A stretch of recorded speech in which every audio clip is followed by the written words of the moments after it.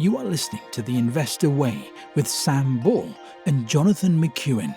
If you enjoy the show, please subscribe and follow us on Twitter at TIWTweets.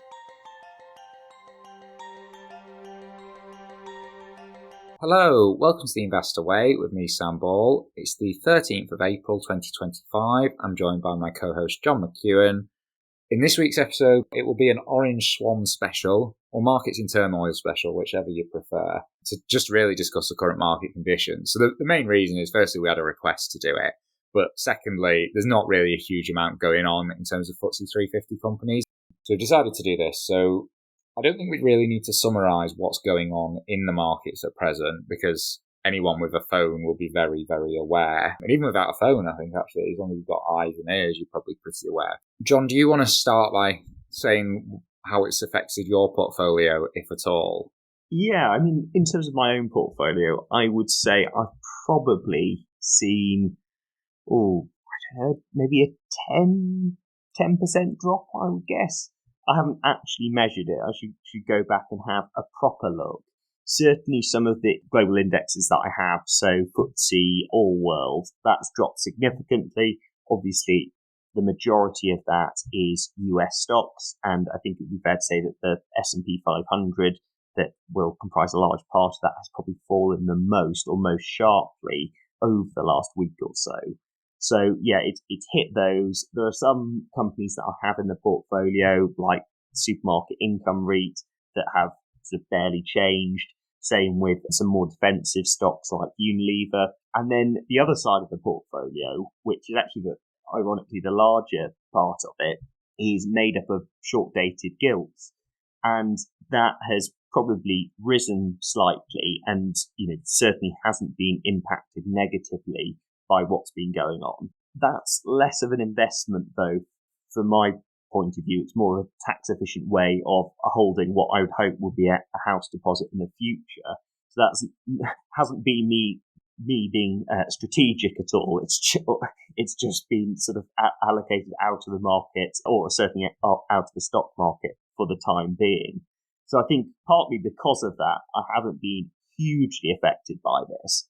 And certainly, I think looking back to 2020, when we last saw market movements like we did over the past week or so, I feel much more comfortable now, because then certainly a much larger percentage was in the market.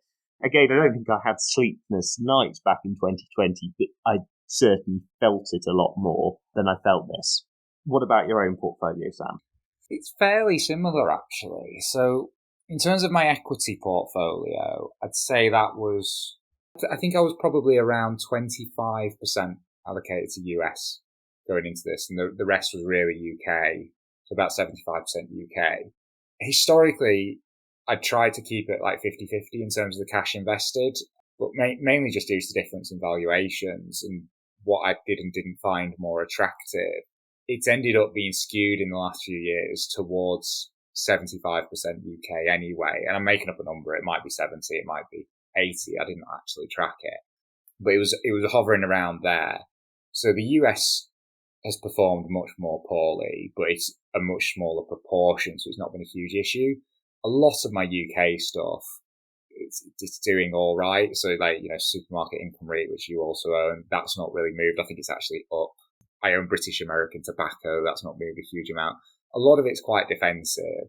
Some of it's not. I've had stuff like Games Workshop where that's down a fair bit, but even then it's still pretty near all-time highs. Overall, I'd say I'm probably down maybe on the equity portfolio, maybe kind of 15% from my portfolio all-time high, and I don't think it's any more than 20. Again, I haven't worked it out, but I've not been hugely affected, I don't think, in terms of the portfolio performance. I'd probably guess it was around 15%.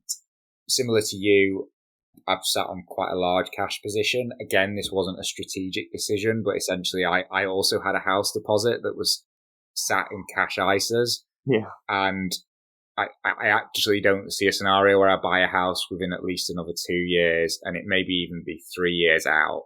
So what has now happened is I've started to put that house deposit now to work because some stocks, which we'll get onto later, I think are now starting to look very attractive.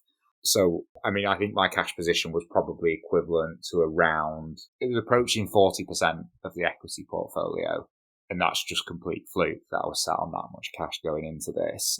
But I've now put not a lot, but so what happened was on Monday, I mean, this has been obviously going on for a week or two. Well, it's been going on for a while, but it's only in the last couple of weeks that we started to see what I would consider to be COVID-like movements in terms of the markets, where everything across the board, certainly in the US, is down kind of 5% or more.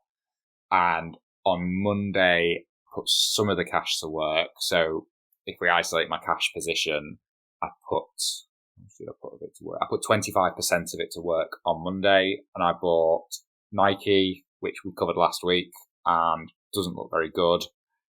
However, I've bought it really on the basis that it's Nike. I think the new CEO has a good track record from his previous tenure, and although the results for a while now have been bad, it's still one of the best brands in the world, and I'm banking on the fact that I think someone can turn it around. And even if it's not this new CEO, I think someone can come in and turn it around. But that's down over 2/3 from its peak. It's been hit very badly because the performance has been so poor, but also it would be quite significantly impacted by the tariffs. So I've bought that. I've also started a position in Airbnb, which we can probably talk about a bit later, but that's a company I've liked for a while. I don't think we've covered it on the show before. However, it's just since listing, it's either been too expensive, or in the times where it's been less expensive, I've not really been following it closely enough. There've been periods where it has actually been quite cheap, but I just haven't looked at it in those periods. And then the other one I bought was Wix.com, which I used to own. I sold it around pretty much bang on a year ago to buy a car, and it had done really, really well pretty much since I sold it, basically, and that had really bugged me. But that had pulled back a lot, and it was only about 10% above the price that I'd sold it at, whereas it had been as high as like 50%, 60% plus. So I bought back some of that just really for my own sanity, because it was really, really good. And also it was a great company. It's not a company I wanted to sell. The reason I'd sold it is because everything at that point was held in a Hargreaves Lansdown portfolio. I needed to sell something to buy the car, and I had 2 shares that were held in a separate Halifax portfolio. So it was Wix.com and Fiverr.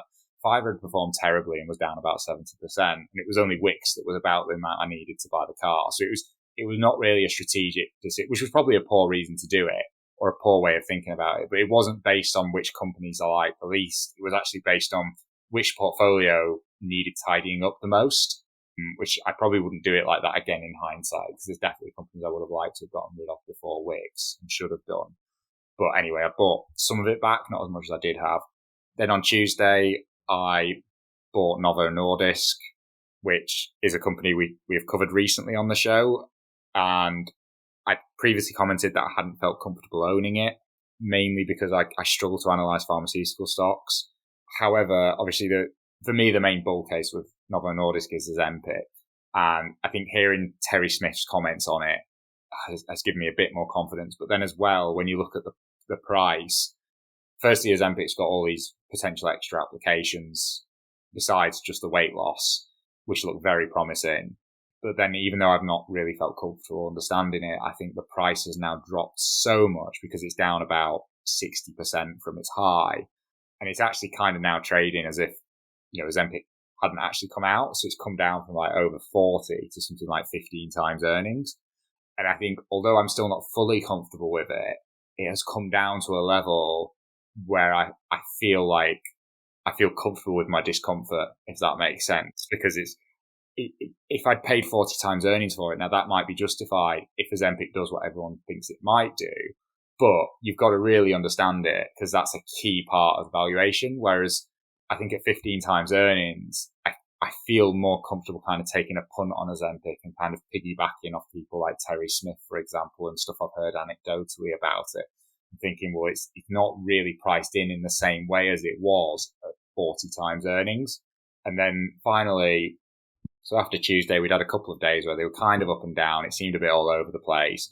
I'd seen something on Friday, which isn't the best reason to invest, but I'd seen something on Friday where CNN had reported that, well, firstly, Trump had done the 90-day pauses, But then CNN had reported that Trump had requested that China request a call between him and their president.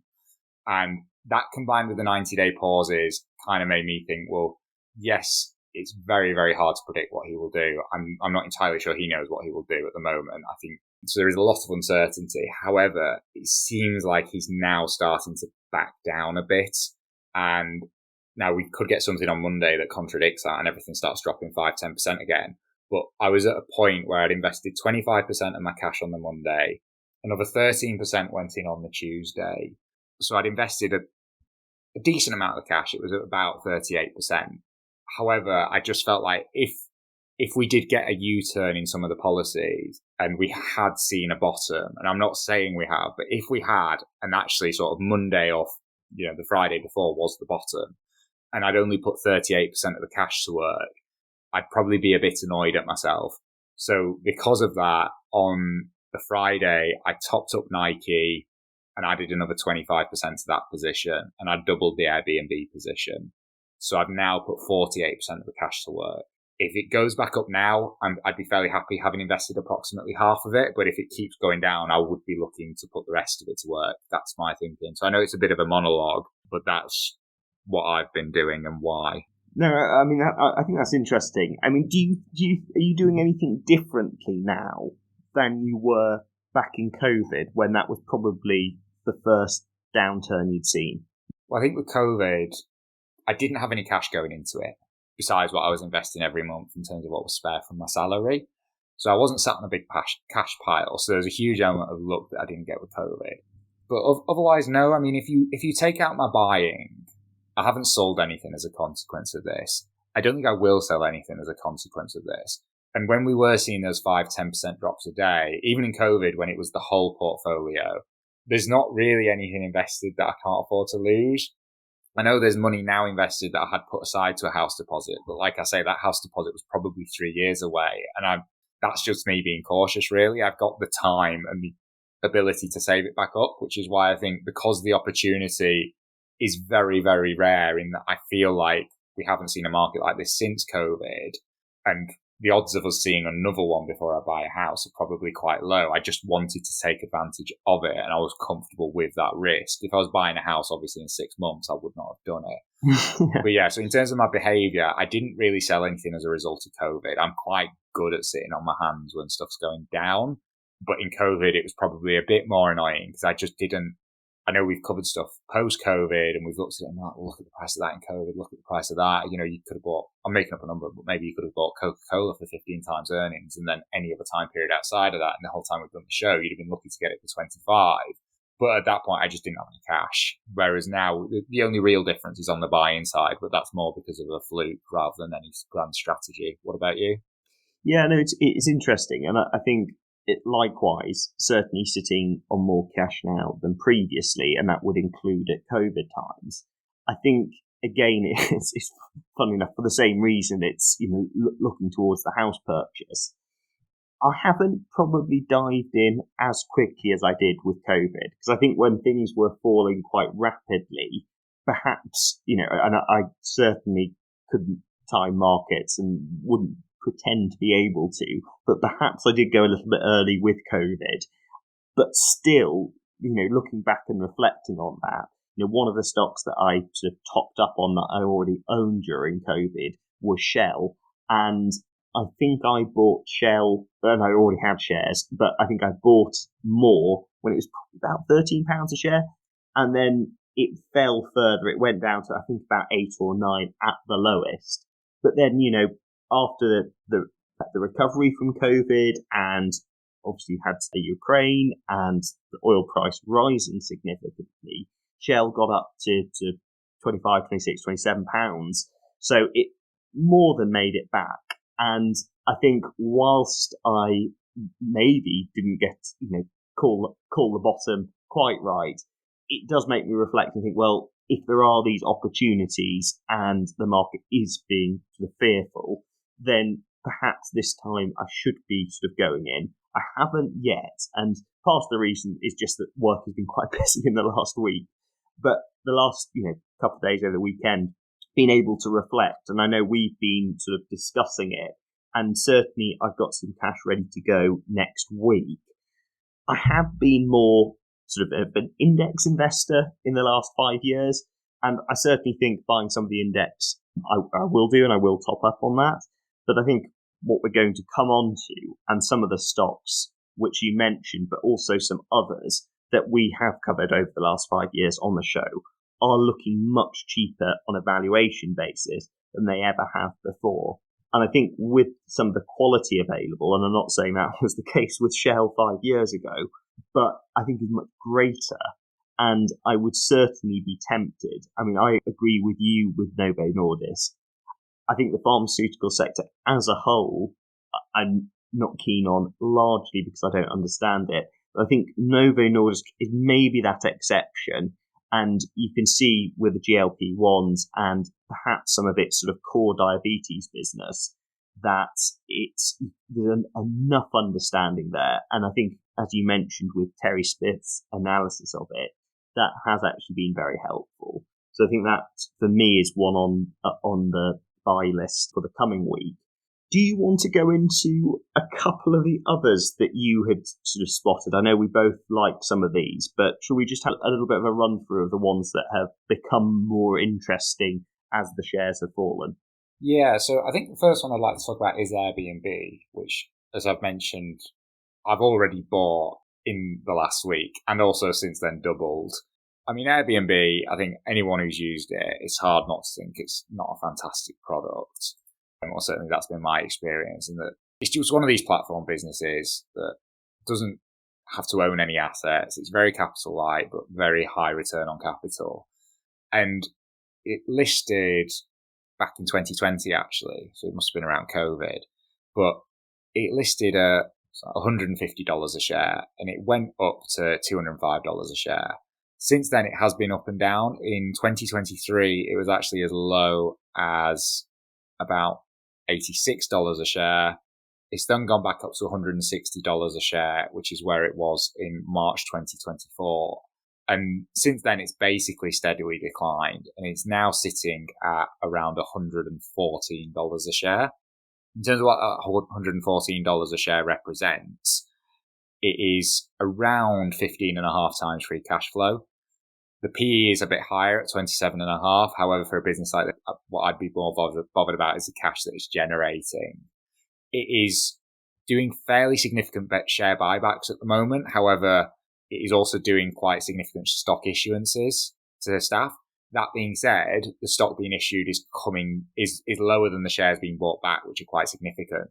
And also, it is a business that over time, as it becomes more about kind of maintaining that platform rather than building it, I think the stock being issued will be lower and lower. So I don't see it as being like a Google or an Amazon where everyone's going to expect these silly stock options. It's going to be probably more like an eBay, for example, where I think it's like this established platform and you're not going to join eBay probably for the share options. So I think that is an issue that will probably self-correct. But in any case, it's not a huge problem anyway, because they are buying back quite a lot more than they're issuing. In terms of the business performance since it's listed, I think revenue has basically tripled. But if we do it over the last 4 years, so the first set of results, I think, since listing was the year to 31 December 21. And revenue at that point was just under 6 billion. In the year to 31 December 24, it was just over 11 billion. So the revenue's nearly doubled in 3 years. The gross profit has not quite doubled, but a lot of it has flown through to gross profit. So that's gone from 4.8 to 9.2 billion. And earnings per share, it didn't have earnings per share back then, but it's now doing earnings per share of $4.19. However, as mentioned, I think the cash it's generating is now more important, because I don't think it's a business that is going to need huge capital investments. So I think the earnings because of that are less important, because I don't think there's going to be much like capital expenses, and there's not going to be like, yeah, I think the cash is more important. But the free cash flow, that has grown from 2.3 to 4.5 billion. Of that 4.5 billion, 3.4 billion has gone into repurchasing stock. Going through the results, they said in the annual report, like although they're pretty global, most of their revenue is actually coming from 5 countries. So there's the US, and then I think it's like UK, Germany, and then a couple of others. But it doesn't actually seem like they're as saturated as you'd maybe think. And I think there's probably still a lot of properties that can be on Airbnb. they've got the experiences side of it as a user, and they've got potential price increases or whatever else. And I think it's a bit like Rightmove in that if you are listing a private property like that for holidays, I think you've kind of got to be on Airbnb now, whether you like it or not. Certainly in some of the, in the US, which is the main market anyway for them, that I'm not aware of whoever's second. Now, there might be other platforms, and there probably are, but I think in terms of the quality of that brand, it's fantastic. And I just think to be able to get it at 15.5 times free cash flow, when in 3 years the business has doubled, it's a business that you think is going to have very high margins, and it is churning out cash and buying back shares. And it still seems like there's a lot of geographical opportunity. I mean, they are actually already in 220 countries, they said, or I think listed in basically every country. But in some of them, they're more saturated than others. And I think there's still quite a big opportunity for them. So as someone who's less biased, what do you think of that brief summary, John? No, I think you make valid points on all fronts with it. And it does certainly look like an opportunity at the current valuation. I suppose one of the, if you were to make more of the bear case, how much worse could things get currently?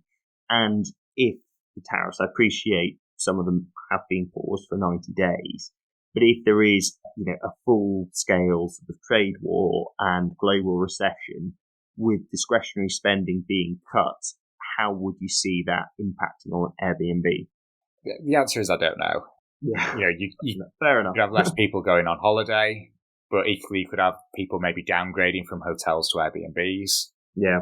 In terms of the tariffs, they're not going to be, I think, directly impacted. However, like you say, there is a separate issue that if there's a global recession, less people might be going on holiday generally. But I think it's an excellent business. It's a business that in the long term, I think still has a lot of tailwinds. I think there's still a lot of room for expansion. I mean, the market cap is only 70 billion. Yeah. Given how big this business is, how well known the brand is, if you told me it traded for 500 billion, I wouldn't have been surprised. 70 billion, it just feels quite low, really, for I think the amount of cash this thing could generate. And given how much it's still growing, it is still growing at a very fast rate. I'll just go back to what it's growing at in the last 12 months. In the last 12 months, it grew revenue from just under 3.9 to just over 4.5 billion. So it's not growing as quick as it used to be, but equally, it's not really. And the year before that, it grew from 3.4 to 3.8 billion. So it grew by 12% in 2023. And then in 2024, it basically grew by like another kind of 12%. So it's growing at 12% a year.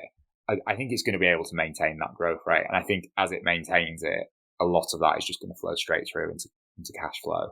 So yeah, it might be a bit worse if there's a global recession. I don't know if there will be or not, but in the long term, it is a business that I think will continue to do very well. And so even as recently as February, it was trading at $160 a share, and it's now down to $115, $114 a share. I can't see any reason. It's now below the IPO price, despite the fact that revenue has tripled since then. And it's a business that looks to have gotten a lot better. So I can't really see any. It's kind of like you're looking at it and thinking, well, what's wrong with it? And I think it's just been dragged down with everything else. But yes, any business that you buy could be affected by a global recession. But in 5 years' time, I would back Airbnb to be a bigger business than it is today.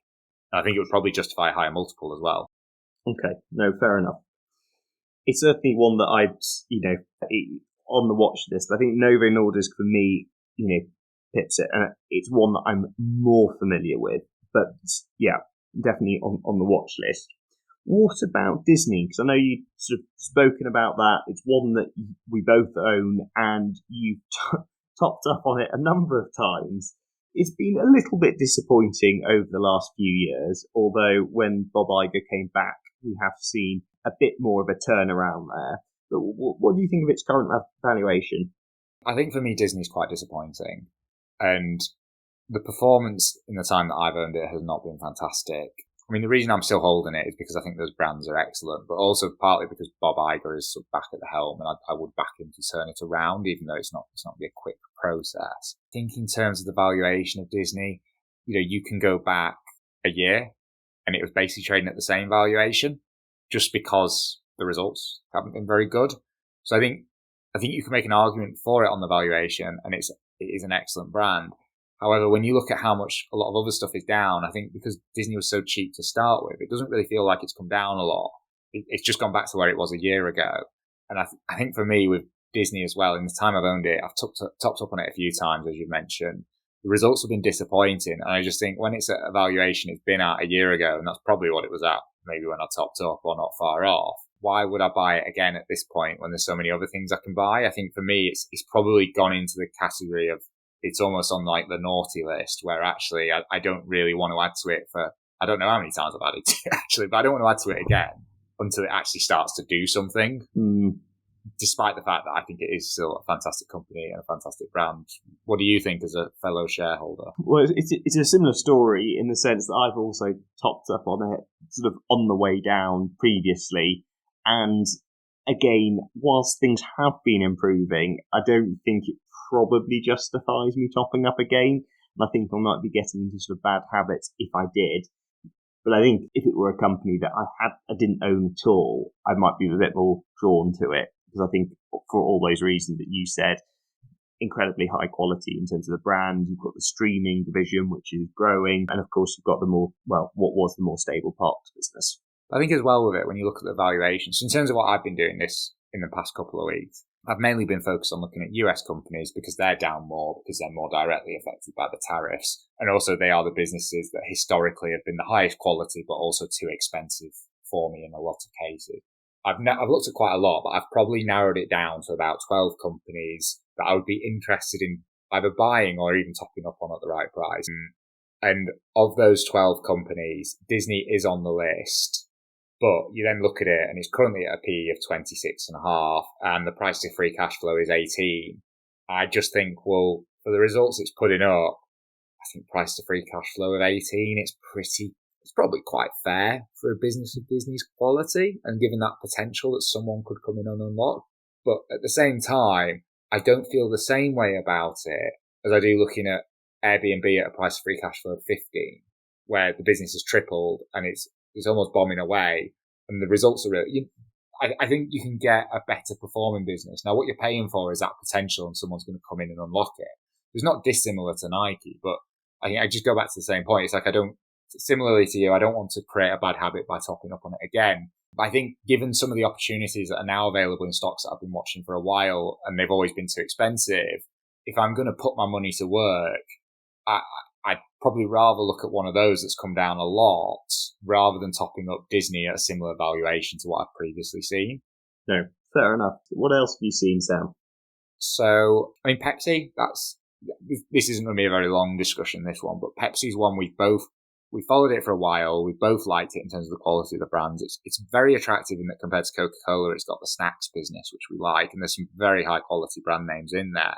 So in terms of the share price, it is down from the peak, but it doesn't seem like it's down loads. It's down from like $180 a share to $144. Now, I guess they're not really a business that's going to be hugely impacted by the tariffs because I suspect they will make everything into probably locally. They're not going to be importing bottles of Pepsi. They're just going to make it in the local country because it's almost certainly going to be cheaper for that kind of product. So I get why it's not down a huge amount because it's just not that kind of product. But it's a business we've been looking at for a while. We've both admired it. And when you look at it, it's at 21 times earnings still.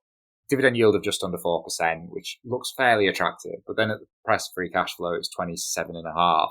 So just because it's still at quite a high PE, and then you look at kind of comparatives like, for example, maybe Unilever or something like that, I think for me, Pepsi is one where it's good enough that it is on that list, and I will keep tracking it. It is a business probably at the right price I would consider owning just because of how high quality those brands are. But I think for me, I look at, and in fairness, like I said at the beginning, I kind of understand why it's not down that much because it's probably not going to be as affected as, for example, Nike is. But I look at that and I think in terms of valuation, that's probably actually quite a bit off from being at a level where it's worth further discussion. So as someone who does have a particular passion for adding consumer brands to his portfolio, what do you think of the Pepsi valuation in comparison to the ones you do already own? I think probably not quite cheap enough, but it's attractive. For me, it's at the moment still Novo-Nordisk at the top of my list, and I'm certainly being very selective here with what I'm going to pick to, I suppose, start a new position or even top up on. So I think another one that's maybe worth mentioning, more in terms of what I didn't do than what I did, but Fiverr, that's a business we've covered before.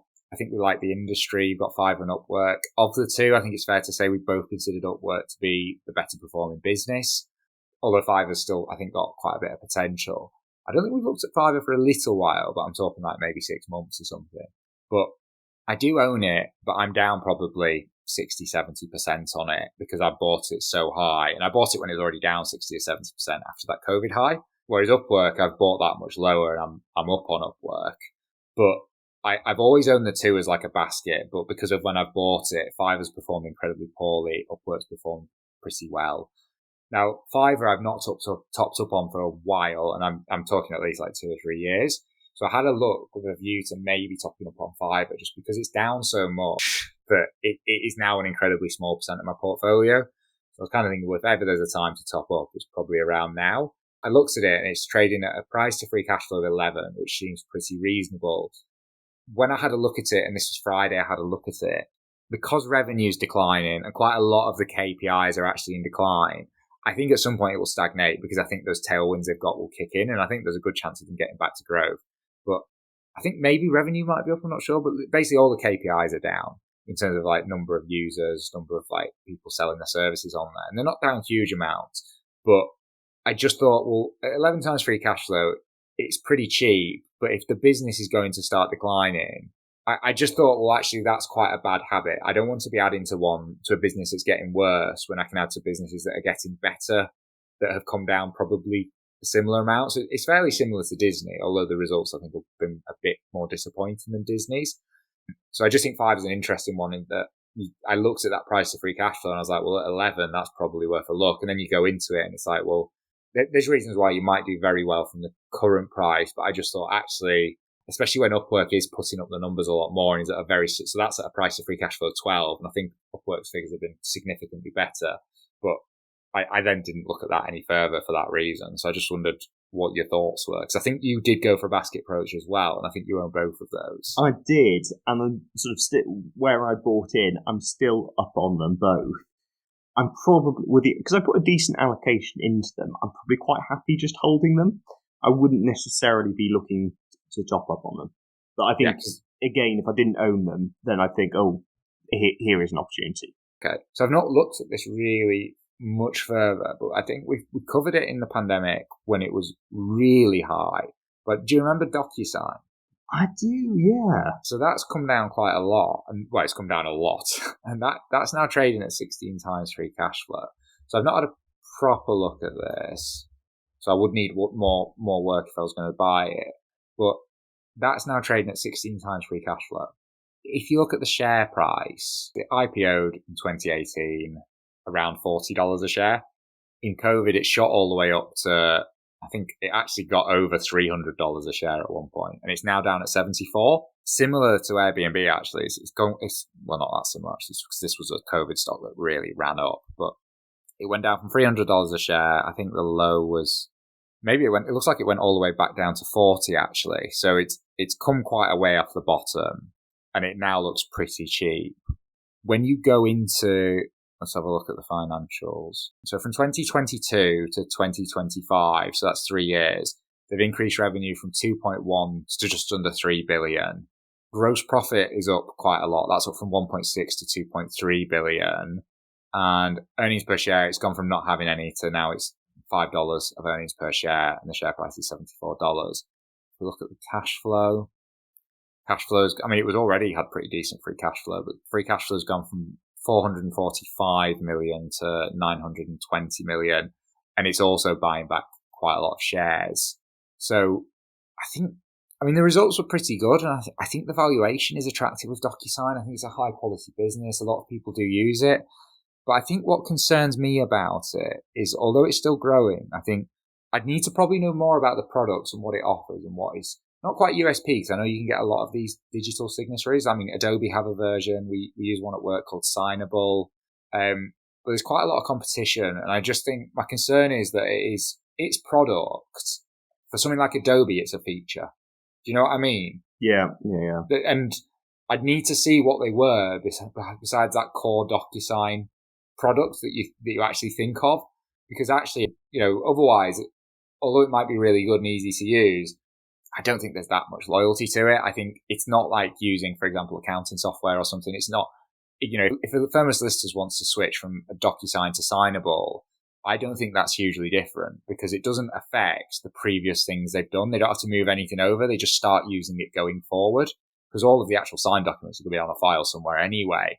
So I don't think it's a product that's hugely sticky. And I think whereas with Adobe, where it's a feature, Adobe's got this whole ecosystem of products that you use, of which digital signatures might be one part of it. But if you're using Adobe for your business and you want to move away, it could actually be really difficult because you use it for so much stuff. Whereas I don't feel like DocuSign has that. So I think in terms of the numbers, they actually look pretty attractive for DocuSign. And I think the valuation looks certainly more attractive than we've seen it at for a while. Now, it might have been even more attractive if we'd got it a year ago, because it probably would have been about 8 or 9 times free cash flow if we'd looked at it then. But I think for me with DocuSign, I'd want to look at what the products are it's offering and why you can't just switch to something cheaper. So I don't know what your thoughts are. Because this is one of them that was trading at a silly multiple of revenues if you go back 4 years. Yeah, no, similarly, I don't know, as you sort of suggest, with the moat there, because it is very competitive. And my worry would be that, you've got a competitive market, and whether it, even Apple or Microsoft introduce something and it becomes a bit like the Google Pay or the Apple Pay, and this business disappears quite quickly. I'm sure that probably isn't the case, but that would be my fear and probably something that would stop you from looking any further at it, to be honest. Yeah, are there any others that would pique your interest? The cheapest on the list in terms of price to free cash flow is Etsy. Yeah, so that's one. That one's given me a lot to think about, Etsy, because it's one I own. It's one I've topped up a number of times. And I do have to recognise at this point I do have quite a bit of bias. Firstly, because I've topped it up so many times. But then as well, I love using the products. I really like Etsy as a product. But Etsy's a weird one. I mean, Etsy was actually pretty cheap to start with. But it's come down and it's now at 6.5 times free cash flow. And I think it was probably at like 8 or 9 times free cash flow. But Etsy's a tricky one because Etsy's got its own set of problems.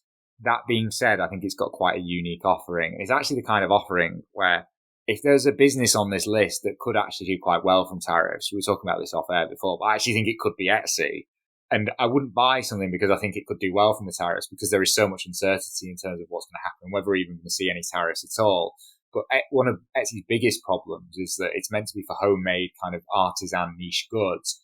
And then maybe people are kind of mass producing them that shouldn't be and listing stuff on there that shouldn't be on there. And tariffs would kind of knock the costs up for people who shouldn't really be using Etsy anyway. But then a lot of the competitors, where it's maybe similar looking stuff, but someone's produced it more cheaply in China and kind of ripped off an Etsy producer in the US or something. So Etsy actually, I think, could arguably benefit. But even if we ignore the tariffs, I think at 6.5 times free cash flow, it is now trading. I think it's pretty much cheaper than the tobacco stocks that we follow. Now, I know it's not as addictive as a tobacco company, but I don't think there is another business with a similar offering to Etsy. And I think at worst, not at worst because it could decline, but I don't think it's going to be a steep decline because it's not like, everyone's going to buy off Amazon because you can't buy the stuff on Etsy off Amazon. I think maybe it would stagnate, but it's 6.5 times free cash flow. They're buying back a lot of shares. I think this is one where the reason I've not bought more of it up to now is because I've already bought it so many times, and it's because I don't want to reinforce a bad habit. And as well, it's a business where, similar to Fiverr, the results haven't been great. So I'd rather invest in something like an Airbnb. But if I didn't already own Etsy, I think I would be buying it. So I don't think you've ever pulled the trigger on Etsy, so I'd be interested to know what you think. One of the hesitations I have is that whilst it's a very different business, I did buy shares in Boohoo and got burnt quite badly. And the share price had been declining with Boohoo. I think the fundamentals, when we both bought, were still fairly sort of decent. And you thought, well, what's going on here? Is there just a mispricing of it? And that what was actually happening was that the fundamentals hadn't yet weakened, but in the background, you did have Temu and Shein growing market share, and then it was just essentially the rug being pulled from under Boohoo's feet, and then you did see the fundamentals sort of fall through the floor, and as the share price continued to too. So I think in my own experience, that does shape how I look at some of these businesses. And I think the fundamentals with Etsy, they haven't been terrible at all, but they have been a lot weaker than we might have liked to have seen. And I know you could also make the argument in sort of, from a purely valuation point of view, it looks cheap. But I think I'd be a little bit wary on just investing on a valuation basis with Etsy without those sort of strong fundamentals there. And I'd probably be more inclined to go for, whether it's a Novo-Nordisk or one of those, maybe even an AirBnB over it for those reasons. And yes, I know in terms of the price to free cash flow, it does look, pretty good value, but I'm just slightly apprehensive still about it. And I think that would just put me off. And especially today when we're looking at a selection of companies, I think there are probably better ones there. Okay. I mean, like I say, I've had to sort of restrain myself from buying more of it because you can buy it all the way to zero. But I do find it an interesting one because it is priced as if it's going to go bump. I think it's that cheap that if it actually stabilizes the business, it's probably going to end up at. I think the best case scenario now for Etsy is I don't see it getting back to the kind of growth that we used to see because I think in its core markets, its biggest markets, it's pretty saturated. And actually, maybe that market isn't as big as everyone thought it would be. I think the best case scenario is that it becomes a kind of eBay-like business where actually it's got its own little niche. And as hard as other businesses have tried, if you want an online auction, you go to eBay. I know there's certain niche auction things, or you've got stuff like Vinted and stuff where they're coming and doing their own thing a bit. But that core auction market, there's certain things that you can just only really get on eBay, and I think that's probably the best case scenario at this point for Etsy. But if you used to look at eBay, which is actually another company on my list, but that's trading at closer to 15 times free cash flow with almost a 2% dividend. So I think if Etsy were able to stabilize in the same way that eBay has been able to, I think you would see a revaluation, but the danger is that it's not an eBay, and like you say, it's a boo-hoo. Yeah, tricky. So I think in that case, I mean, you can't really wrap up in the normal way because I think you've made it clear that the company you're closest to topping up is Novo-Nordisk. I think just one final thing then as part of the wrap-up, for someone who's not been through this before, and I know we can't give financial advice, but if it were you and, like you in COVID, where it's like the first time you've been through this kind of thing, what do you think was beneficial that you did and what would you try and avoid? I think probably reading some classic investment books would be helpful because I think a lot of it, what's going on is going to be a psychology and not being irrational with what's going on. And if you're, watching the news, you're reading the papers, then I think you're more likely to feel like it's Armageddon and make irrational decisions. Whereas I think if you, read anything, Warren Buffett, Peter Lynch, any of those sort of classic books, they're all, they've been through not this scenario, but similar market turbulence before. And I think they would have some wise words and would reassure you that the approach of equity investing and that being sort of a key to growing your wealth is the way to go. I think also whether you're an index sort of passive investor or if you're looking at individual stocks, it's certainly a time that you might do a bit more research. And again, a bit like some of the companies that we like that we've discussed, if you have your own list of those, it's potentially a time when the valuations are lower than they have been historically. So it's interesting, I think, from an investor's perspective to possibly take advantage of it. And then I think the final thing would be if you didn't have any extra cash to invest at the moment, I don't think it's a good idea to be looking at your portfolio regularly because, again, I think you're more likely to do something irrational. And it's probably also likely to depress you when all you need to do is focus on other things and let whatever happens happen. And I think, again, you've seen world wars and the equity markets have rebounded strongly afterwards. So I would be, and I am optimistic about that happening again. So I think some of my advice would be pretty similar. So the first thing I was going to say, which you kind of already got at, is you should seriously consider just getting rid of some of the apps on your phone, because if you're struggling to look at it and it's making, because I remember in COVID, and I've not had this time, and I think in COVID after a while you get desensitized to it, but the first time you look and everything's down kind of 5-10%, like you feel it in your stomach. It's horrible.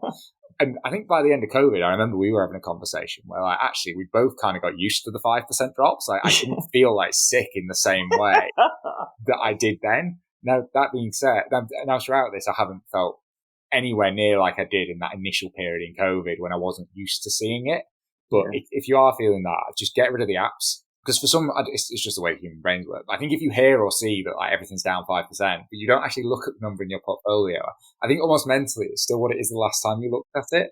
So I'd seriously consider like getting rid of some of the apps on your phone and just taking like a week or two off, especially if you're in the position where you don't have any cash and you can't do anything about it. Because I think the worst thing you can do is sort of let emotions get in the way and maybe sell something for reasons that you wouldn't normally sell something. So I think, so I think consider just taking some time off and deleting the apps. But I think the other thing to try and avoid, because I've seen a couple of people actually doing this on Twitter, and you always have to take it with a pinch of salt when people are posting on Twitter what they're doing. But I've seen some people starting to post in the last few days that they're actually increasing their cash position, which I just think, well, maybe you're going to be a genius and you're going to come out of this a hero and you're going to start a newsletter and you're going to tell everyone about how you managed to, do this in like the Orange Swan and you're a genius. But I think most of the time when you start tinkering like this, you are then, if you like the fundamentals of a company, what's happening immediately in terms of tariffs and stuff shouldn't actually change that. It's like when we're talking about some of these businesses there, if you go and look ahead 5 years time, when it will be a different administration in the White House, probably. Actually, if you look at 5 years, it's like most of these issues are gone, because I just kind of think, well, what's the worst case scenario? I would never make a macro call anyway. But I think, well, what's the worst case scenario? We have tariffs for a little bit, and in 4 years, someone else comes in and reverses it.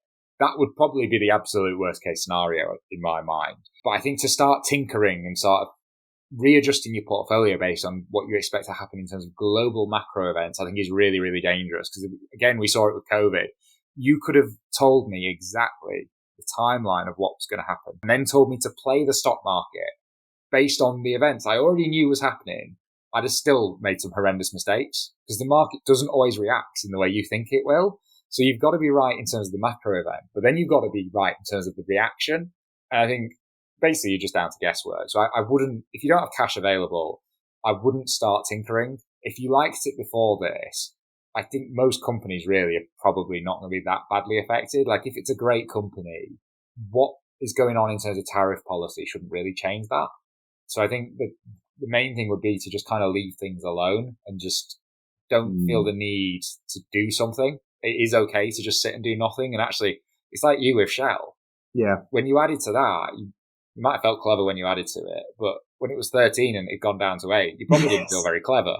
Now, when it had gone back up to 27, you probably felt clever again. Yeah. But at 8, you might have felt the need to think, well, actually, should I sell it and go all in on, like, for example, Docusign? Yeah. You could have easily gone that way. And I think there would have been people who did that. And it's just very, very difficult. It's sometimes difficult to stop yourself, but I think just avoid tinkering, really.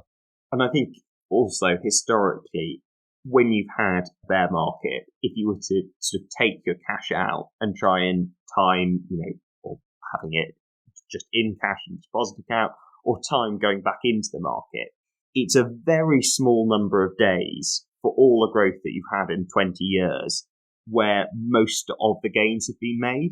So it's almost impossible to time those days. So, almost why bother trying? Just leave things alone, and as you said, don't look at it. It was like on Wednesday night, I think it was a Wednesday evening when the 90-day pauses were announced, and everything was down like 5%, and then within minutes we're up 10%. Yeah, and you're never going to be able to anticipate something like that. And if you were sat out, it might be that we go back down, but that if that was the bottom, for example, it's like, well, you've just missed out 10%. Yeah. What will probably happen is actually you might miss out more because you're waiting for it to drop back to that price before you get back in. So you very quickly end up in a situation where like you're 20% down compared to what you would have been. Yeah. So that would be what, from my experience, I've come to believe. I think that's everything in that case. Well, thank you very much for listening, and we'll see you again next week. See you next week. You are listening to The Investor Way with Sam Ball and Jonathan McEwen. If you enjoy the show, please subscribe and follow us on Twitter @TIWTweets.